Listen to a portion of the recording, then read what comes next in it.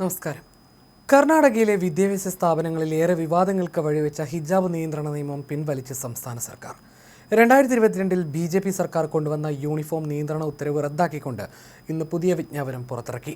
ഇതനുസരിച്ച് സ്കൂൾ യൂണിഫോമിനൊപ്പം ഹിജാബ്, പൂണൂൽ തുടങ്ങിയ മതപരമായ ചിഹ്നങ്ങൾ ധരിക്കാൻ വിദ്യാർത്ഥികൾക്ക് ഇനി മുതൽ അനുവാദമുണ്ടാകും.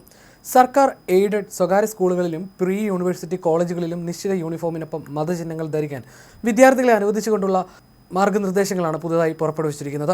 മതചിഹ്നങ്ങളില്ലാതെ യൂണിഫോം കർശനമായി പാലിക്കണമെന്ന് ആവശ്യപ്പെട്ടിരുന്ന മുൻ ഉത്തരവിനെ പുതിയ നിർദ്ദേശം ഔദ്യോഗികമായി റദ്ദാക്കുന്നു.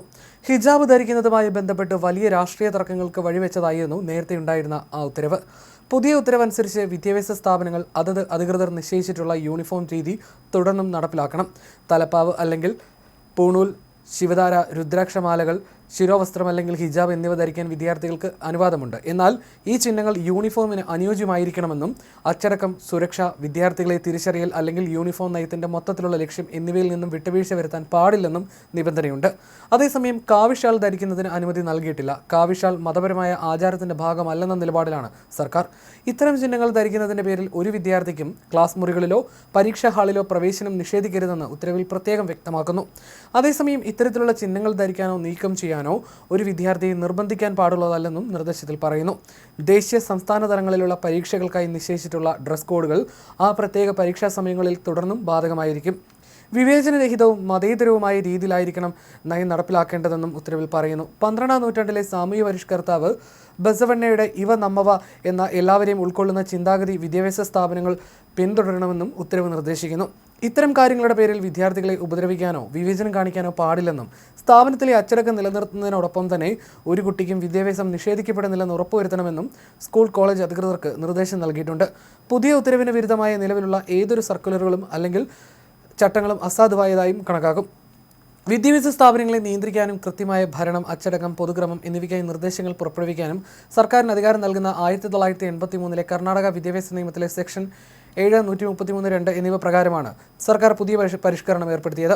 വിദ്യാഭ്യാസ സ്ഥാപനങ്ങൾ കേവലം അക്കാദമിക് പഠന കേന്ദ്രങ്ങൾ മാത്രമല്ലെന്നും മറിച്ച് ശാസ്ത്രീയ മനോഭാവം, സമത്വം, സാഹോദര്യം, അന്തസ്, പരസ്പരം ബഹുമാനം, മതനിരപേക്ഷത, അച്ചടക്കം, സാമൂഹിക ഐക്യം തുടങ്ങിയ മൂല്യങ്ങൾ വിദ്യാർത്ഥികൾ ഉൾക്കൊള്ളേണ്ട ഭരണഘടനാപരമായ ഇടങ്ങൾ കൂടിയാണെന്നും ഈ തീരുമാനത്തിനുള്ള കാരണമായി സർക്കാർ വിശദീകരിച്ചു. 2022 മുൻ BJP സർക്കാർ ഏർപ്പെടുത്തിയ വിവാദമായ നിരോധന ഉത്തരവാണ് ഇതോടെ ഇല്ലാതായിരിക്കുന്നത്. സർക്കാർ സ്കൂളുകളിലും സ്വകാര്യ സ്കൂളുകളിലും പ്രീ യൂണിവേഴ്സിറ്റി കോളേജുകളിലും അതത് അധികൃതർ നിർദ്ദേശിക്കുന്ന യൂണിഫോം വിദ്യാർത്ഥികൾ ധരിക്കണമെന്ന് 2022 ഉത്തരവ് നിർബന്ധമാക്കിയിരുന്നു. കർണാടക ഉടുപ്പി ഗവൺമെൻറ് വനിതാ പ്രീ യൂണിവേഴ്സിറ്റി കോളേജിലായിരുന്നു അന്ന് ഹിജാബ് വിവാദം ആരംഭിച്ചത്. ജനുവരി മാസത്തിൽ ഹിജാബ് ധരിച്ചെത്തിയ 6 വിദ്യാർത്ഥിനികൾ ക്ലാസ്സിൽ നിന്ന് പുറത്താക്കിയതോടെയാണ് ഇവർ സമരരംഗത്തെത്തുന്നത്. പ്രതിഷേധത്തിനിടെ കോളേജുകളിൽ യൂണിഫോം കോഡ് നിർബന്ധമാക്കി സർക്കാർ ഉത്തരവിറക്കിയായിരുന്നു. ഇതോടെ പ്രതിഷേധം പിന്നീട് കൂടുതൽ കോളേജുകളിലേക്ക് വ്യാപിക്കുകയും കാവിഷാൾ ധരിച്ച് മറ്റൊരു വിഭാഗം വിദ്യാർത്ഥികൾ രംഗത്തെത്തുകയും ചെയ്തിരുന്നു. സംഘർഷാവസ്ഥയിലെത്തിയതോടെ ദേശീയതലത്തിലും ഈ വിഷയം ചർച്ചയാവുകയും ചെയ്തിരുന്നു.